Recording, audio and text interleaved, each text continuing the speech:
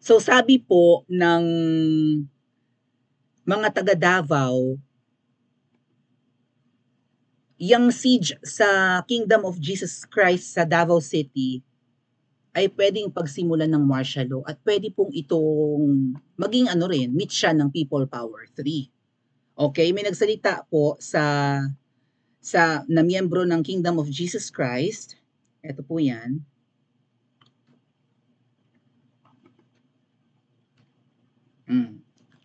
Siege na talaga 'yung nangyayari. Inaagaw na ng men in uniform ang Kingdom of Jesus Christ. Hindi lang ito bastang panghahalugog at hinahanap si Pastor Kiboloy, palusot na lang. May iba silang motibo.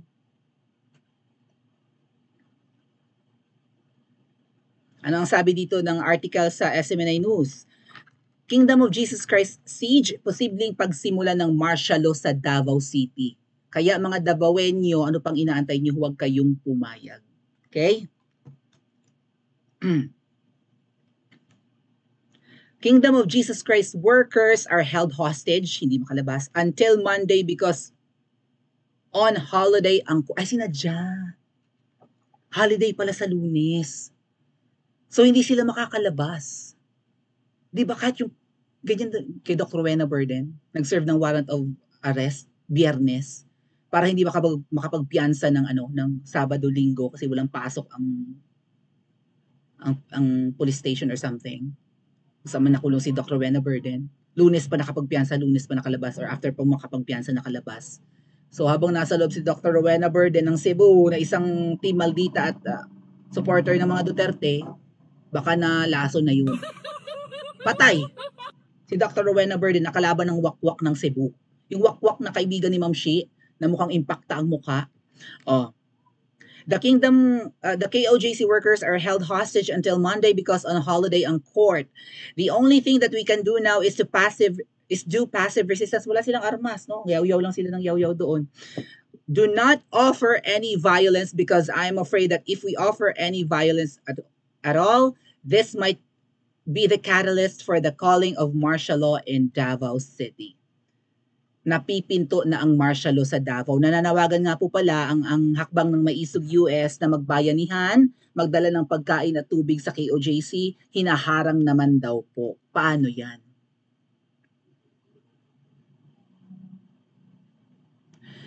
Gugutumin ang nasa loob ng compound, yung ibang kamag-anak nasa labas, syempre yung iba nagtatrabaho, umuwi din, right? Maybe mga staff ng eskwelahan, ano ba to, Jose Maria College, yung parang College of Law sa loob ng KOJC, baka mamaya yung mga janitors, gano'n, at kung ano-ano pa, mga, office staff, uwian naman, hindi naman nagsistay sa loob ng KOJC, o, na-trap doon, nag-aalala yung mga kamag-anak sa labas, nagdadala ng pagkain, ayaw papasukin.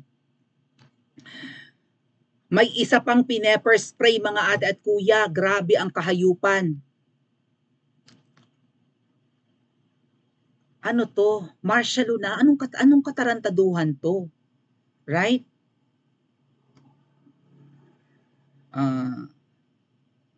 Hold on. Pinost ni Miss Maharlika yung video na yan. Nakikita nyo naman. Ng pepper spray ang pulis. Nakatalikod yung babae. Walang ginagawang masama.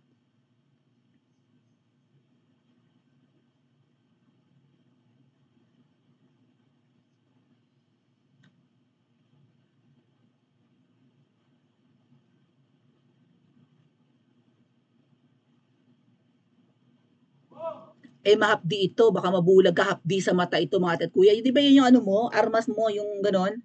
Ang tawag sa ganyan? Yung mga pepper spray na yan?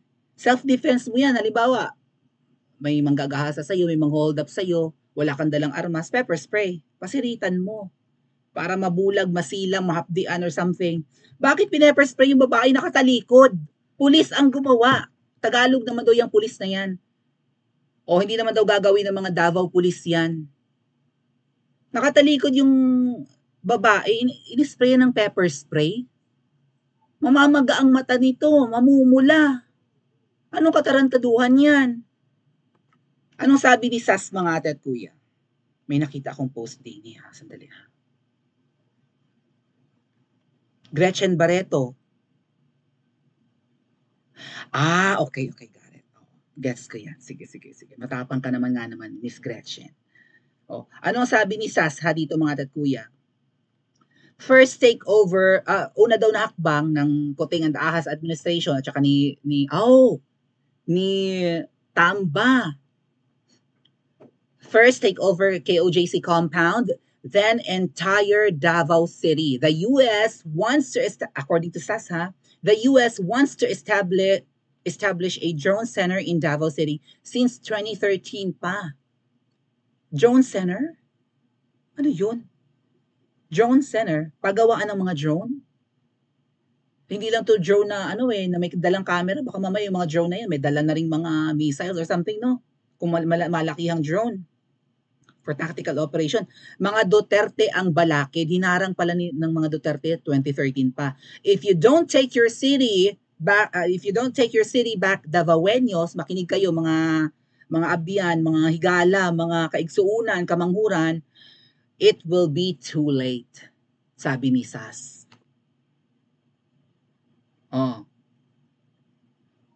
Kaya gustong iupo si Migs, ano ba yon, yung babae? Yung Migs, ano pa?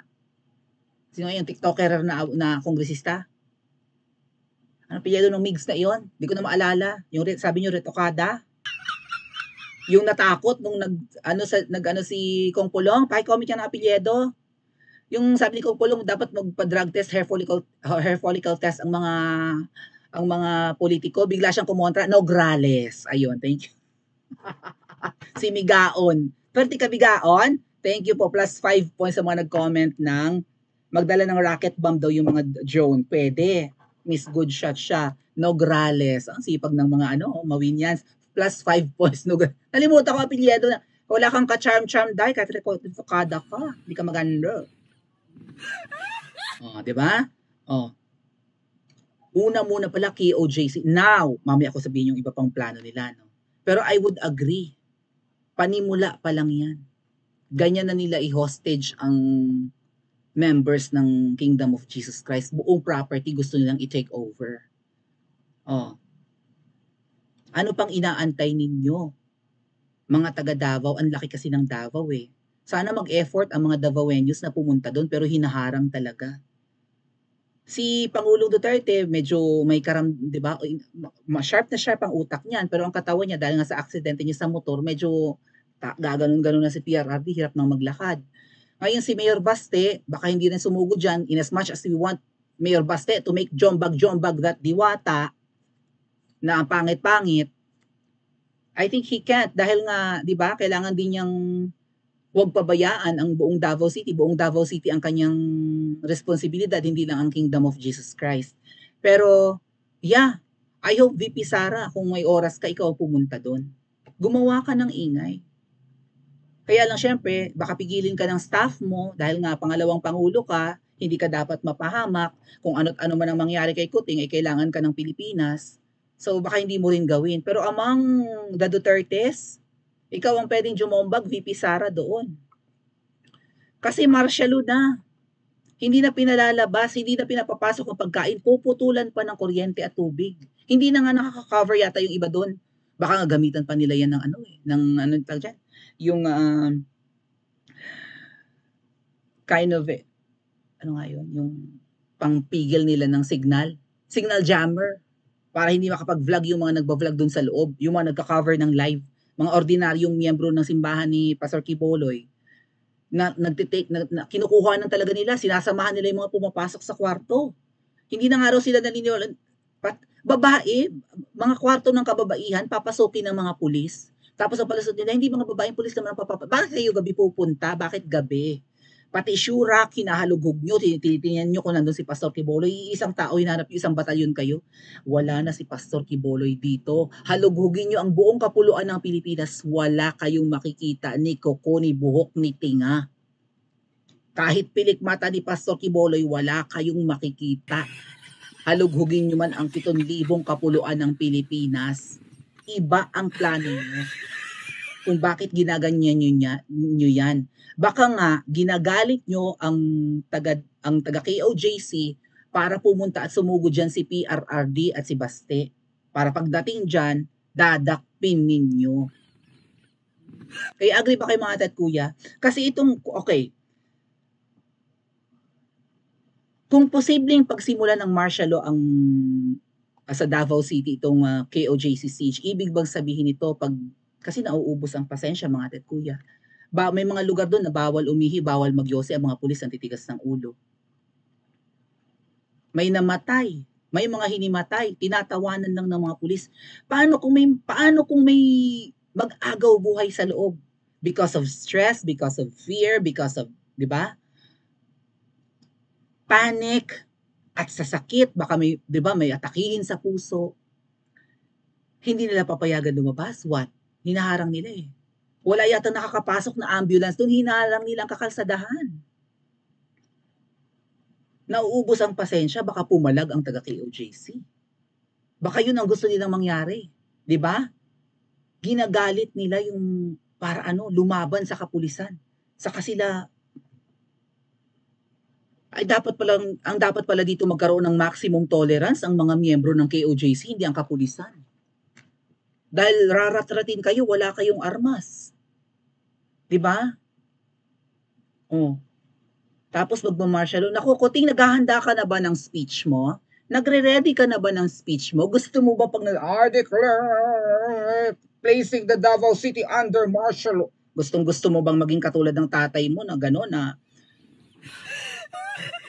sige, para mapag-usapan itong ginagawa nyo sa Davao City. At sige, ituloy mo kung gusto mong mag-martial law para bumaha ang tao dyan sa EDSA, and that's gonna be the PP3.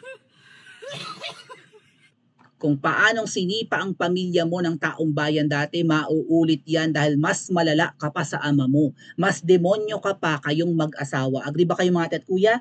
Pa-comment po sa comment section at mag-like and subscribe din po kayo.